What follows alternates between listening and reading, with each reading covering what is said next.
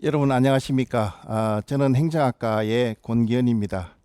오늘 제가 여러분들께 말씀드릴 주제는 꿈과 소망, 가슴이 뛰어야 한다는 주제에 대해서 말씀을 드리겠습니다.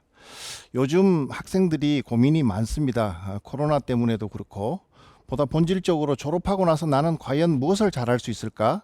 어떤 길을 선택해야 나는 몰입할 수 있을까? 정말 행복할 수 있을까? 이런 문제에 대해서 굉장히 고심이 많습니다. 그래서 제가 오늘 말씀드릴 순서는 21일간의 기적, 과연 나는 잘할 수 있을까? 끝까지 갈 수 있을까? 또 내가 몰입하려면 어떻게 해야 하지? 라고 하는 이슈에 대해서 말씀을 드리도록 하겠습니다. 먼저 21일간의 기적입니다. 여러분들 많이 들어보셨죠? 책도 많이 나와 있는데요. 옛날에 우리 어머니들은 371 기도라 그래서 21일간 아들에게 또 딸에게 정성을 다해서 지극정성으로 소원을 빌고 기도를 했습니다. 결국 21일간 온 정성을 다해서 지극정성으로 소원을 빌면 우리 뇌에는 삼중구조로 이루어져 있어서 가장 깊은 곳에 뇌관이라고 하는 브레인스템이라고 하는 곳이 있는데 거기까지 목표가 소망이 정성이 기억되고 각인되면 결국 기필코 꿈은 목표는 이루어진다는 그런 이론입니다. 이를 그림으로 잘 보여주는 사례가 미국의 유명한 생물학자면서 과학자죠. 여성 글로벌한 과학자인데 캔디스 퍼트라고 하는 학자가 감정의 분자라고 하는 책에서 잘 나타내 보이고 있습니다. 우리의 신경 전달 물질이 어떤 전기적 작용으로 쭉 들어와 가지고 끝에 가면은 시냅스라고 하는 빈틈을 만나게 되는데 그곳에서 아주 자잘한 깨알과 같은 이 화학 물질을 쏟아냅니다. 엔돌핀, 도파민, 세로토닌 이런 애들이 다 신경 전달 물질입니다. 그래서 전기적 작용으로 왔다가 화학적 작용으로 깨알 같은 애들을 쏟아내는데 여기서 중요한 것은 수용체라고 하는 것이 있어서 예스하고 이 화학 물질을 받아들이면은 어떤 결정이 목표가 이루어지는 것이고 그렇지 않고 노 하면은 이게 리젝트 되는 것입니다. 그래서 이러한 문제를 조금 더 형이상학적으로 일원화시킨 분은 디펙 초프라라고 하는 하버드 의대의 유명한 과학자고요. 또 우리나라에서도 철학을 전공하시는 한자경 교수 같은 분이 심층마음이라고 하는 이슈를 제기한 바 있습니다. 말하자면 심층마음에서 우리 의지가 굳건하게 작용이 되고 그 깊은 터전 속에서 내린 씨앗이 표층의식의 생각과 감정과 느낌으로 나타난다는 그러한 이론입니다. 그럼 조금만 더 들어가서 그 심층마음이란 무엇일까요? 또 우리가 분별하고 대상에 대해서 인식하는 이런 일반적인 의식작용 그 너머에 근원적인 의식이란 과연 무엇일까요? 조금 더 시적으로 표현하면 번개처럼 순간적으로 번쩍이는 인식, 섬광처럼 내 내리를 스쳐나가는 그 깊은 인식, 또 내 내면에서 항상 지켜보고 있는 그 밝은 알아차림이란 무엇일까요? 그 밝은 알아차림이란 존재의 생생한 느낌이라고 할 텐데 깨어있는 마음인데 그것을 우리는 심층마음이라고 합니다. 이처럼 심층마음에 우리 목표와 의지와 소망이 각인되면 목표는 성취됩니다. 우리 심층마음에 한번 터전을 잡으면 자신감이 생기고요. 자기 신뢰가 생기고요. 자기 존중감이 생겨서 목표는 성취됩니다. 그럼 이를 약간 더 풀 버전으로 보면 목표는 심층마음에 각인되어야 하고 가슴이 뛸 때 우리 심층마음에 각인될 수 있습니다. 그렇다면 이 심층마음에 각인된 목표는 결국은 간절한 어떤 이런 과정을 거쳐서 영어로 얘기하면 craving 혹은 desperate 아주 처절하게 절대적으로 노력하는 것을 desperate라고 얘기합니다. 그래서 이런 간절한 노력과 함께 꿈은 목표는 자신감은 성취되는 이러한 구조를 지내게 됩니다. 살짝 제가 부끄럽지만 제 체험을 한번 얘기를 드리고자 합니다. 저는 과거에 대학 다닐 때 2차 대학을 다녔습니다. 여러분들은 지금 잘 모르는 개념일 텐데요. 1차 대학에 원하는 대학을 떨어져서 2차 대학에 들어갔습니다. 그래서 저는 굉장히 기가 많이 죽었고 굉장히 좀 외로웠고 좌절감 속에서 절망하고 있었습니다. 그렇지만 저는 그때 재학 중 고시 합격이라고 하는 꿈을 가슴에 좀 새기면서 내가 재수를 하기보다는 재학 중 고시 합격을 해야 되겠다라고 하는 가슴 뛰는 목표를 한번 세워봤습니다.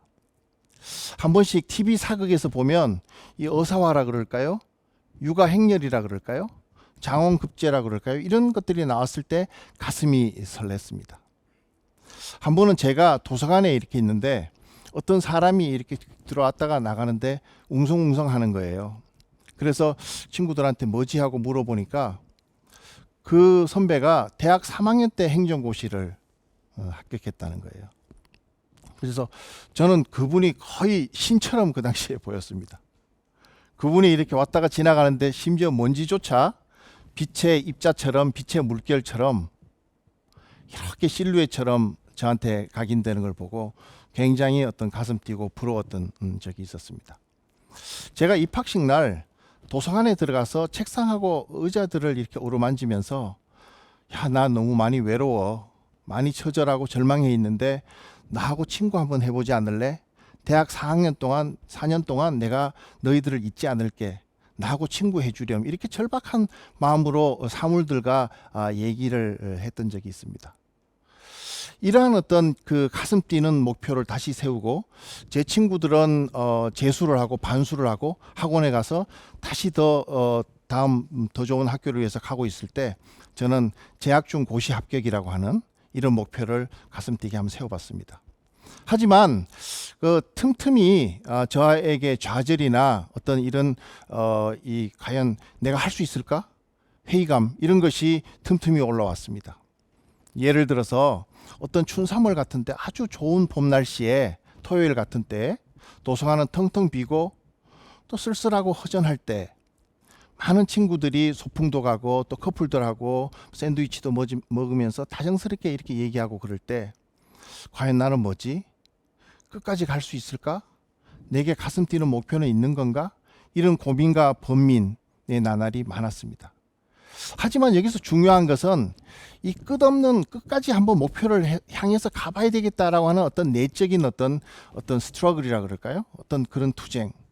이런 것을 통해서 그 목표 지점을 놓치지 않고자 계속 부단히 노력한 가운데 그 결과는 이 4학년 재학 중에 행정고시 합격, 또 연수원 수석 졸업, 또 국무총리상 수상, 그리고 꿈에도 그리던 제가 하버드 대학교 존 F 케네디 스쿨을 합격하게 됐습니다.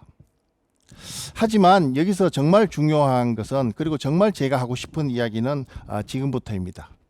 첫째로 대학 4년간은 여러분에게 백지수표다 이렇게 말씀을 드리고 싶습니다. 백지수표가 뭘까요? 그 자체가 가슴 떨리는 이 환산할 수 없는 가치다 이렇게 말씀을 드리고 싶습니다. 정말 이 조금이라도 그것을 떼어 먹고 싶지 않은 하나의 그 홀리 전체가 하나로 붙어 있는 하나의 가치라고 할까요? 그래서 대학 4년간은 여러분들에게 활용하기 나름이다.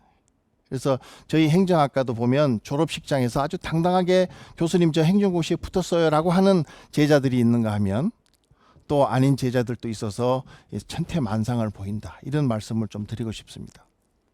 정말 여러분들은 정말 식상한 표현이라고 생각할 수도 있지만 다이아몬드 원석이고요. 그 원석을 통해서 나는 어떻게 갈고 닦고 무엇을 만들 것인가, 나는 과연 무엇을 하면서 살아갈 것인가, 그리고 세상에 또 여러분들 가족에게 나는 어떤 사람으로 기억되고 싶은가 하는 것이 정말 중요한 일이다 라고 생각을 할 수 있습니다. 행정고시 꼭 해야 하나? 이 질문은 약간 우스꽝스러운 질문일 수도 있을 텐데요. 꼭 해야 하는 건 없죠. 근데 왜? 라고 하는 질문을 던지고 싶고요. 하면 무엇이 좋은데? 이런 질문을 던지고 싶습니다. 안 해도 되죠. 그렇지만 안 하면 난 뭘 해야 하나?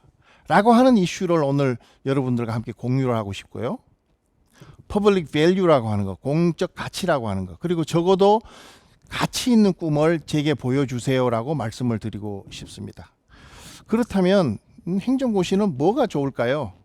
우선 행정고시는 대한민국 정부의 사무관이 된다는 뜻이고요. 사무관이 된다는 것은 정책을 입안한다라고 하는 뜻입니다.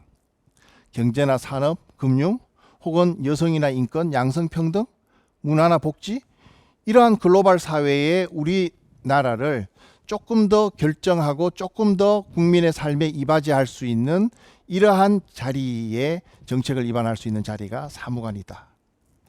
어쩌면 여러분들의 펜대 하나가, 여러분들의 결정이 하나가 국가나 국민의 삶에 심각하고 심대한 영향을 미칠 수 있고 공익에 이바지할 수 있다는 것은 정말 가슴 떨리는 삶이다. 가슴 설레는 삶이다. 이렇게 얘기할 수 있습니다. 그럼 과연 행정고시만 있고 다른 꿈은 없을까요? 예를 들자면 대한민국의 법조인이 된다는 거 가슴이 뛴다고 생각합니다. 또 자각해면 어떨까요? 요즘 나오고 있는 인공지능, 슈퍼 인텔리전스, 또 창업, 과학자가 되어서 어떤 좀 뭔가 사회에 기여하는 것 역시 가슴이 뛴다고 생각합니다. 무엇이 더 좋을까요? 그것은 역시 취업과 적성의 문제입니다. 그렇다면 여러분들에게 제가 전해주고 싶은 이슈도 행정고시, 하버드, 국가정책자문, 나도 가능할까? 라고 하는 질문을 오늘 공유하고 싶고 가슴이 뛰어야 한다. 그래서 내가 여러분들한테 묻습니다. 여러분들은 지금 가슴 뛰는 목표가 있습니까? 다시 하버드로 이렇게 표제를 잡아봤는데 꿈은 제가 모두에 말씀드렸듯이 가슴이 뛰는 것이 본질이고 가슴이 뛰지 않는 꿈은 이미 꿈과 목표로서 의미를 상실합니다. 그래서 목표는 끝나면 다시 재조정되어야 하고요.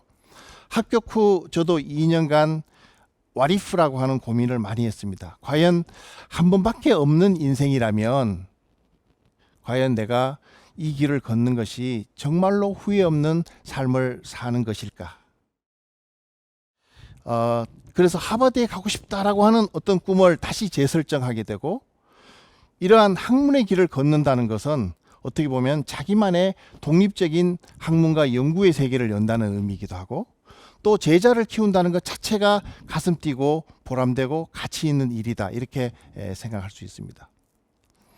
특히 이제 본교 대학원을 마치고 가면 더 유리하다 이런 말씀을 드릴 수 있겠고 제가 성대 대학원장으로 보직을 하고 있는데 대학원 정책으로 우수 학생들을 지원하는 프로그램을 이용해서 본교에 어느 정도 인연을 맺고 또 좋은 학교로 유학을 갔다 오면 더 유리한 입지를 설정할 수 있다. 또 형성할 수 있다. 이렇게 말씀을 드릴 수 있겠고 역시 여기서도 중요한 것은 가슴이 설레야 합니다라고 하는 그런 명제입니다.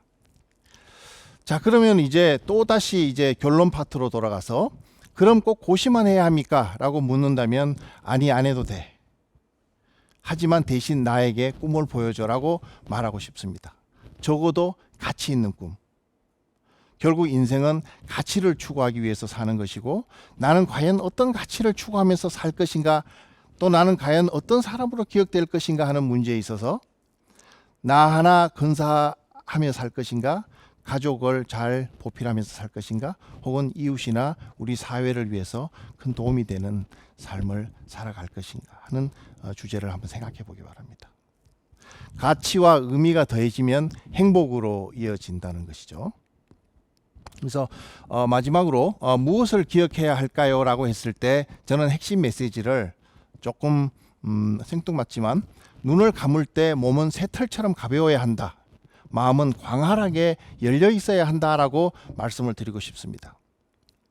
혹자는 눈을 감을 때 어떻게 몸이 새털처럼 가벼울까요? 라고 얘기하실 수 있지만 이것은 어떤 하나의 상징적인 표현이죠. 여러분 삶을 지금 여러분들의 삶을 한 땀 한 땀 정성스럽게 꾸려갈 수 있을 때 여러분들의 에너지는 바람직한 방향으로 다 소진할 수 있고 몸과 마음은 새털처럼 가벼울 수 있다 이렇게 생각합니다. 영화 버킷리스트에 모건 스탠리라고 하는 배우가 친구 백만장자인 잭 니콜슨에게 이렇게 말합니다. 여보게 친구, 천국의 문에 가면 두 가지 질문이 주어진다네. 첫 번째는 자네는 삶의 기쁨을 찾았는가? 두 번째는 주변과 함께 나누었는가? 친구 자네는 어떤가? 이렇게 얘기를 합니다. 그래서 오늘 제가 마지막으로 여러분들이 가장 좋아하는 일은 무엇인가를 찾아야 되고 그 찾는 방법은 영화를 통해서 여행을 가면서 책을 통해서 강의를 통해서 혹은 교수 상담을 통해서 찾기를 바랍니다. 흔히 우리 학부생들은 지도교수 방 놓고 하는 것을 굉장히 어려워하는 경우도 있는데 그러지 말고 좀 과감하게 노크를 하고 상의를 하면은 좋으리라 이렇게 생각이 됩니다. 특히 나는 어떤 사람으로 기억되고 싶은가 하는 문제를 꼭 염두에 두기를 바라고 정말 끝으로 제가 마지막 에필로그를 이렇게 내리겠습니다. 마더 테레사라고 하는 위대한 성녀가 계셨죠. 이런 말씀을 했다고 해요. 위대한 일은 없다. 오직 작은 일들만 있을 뿐이다. 그걸 위대한 마음으로, 위대한 사랑으로 하면 된다.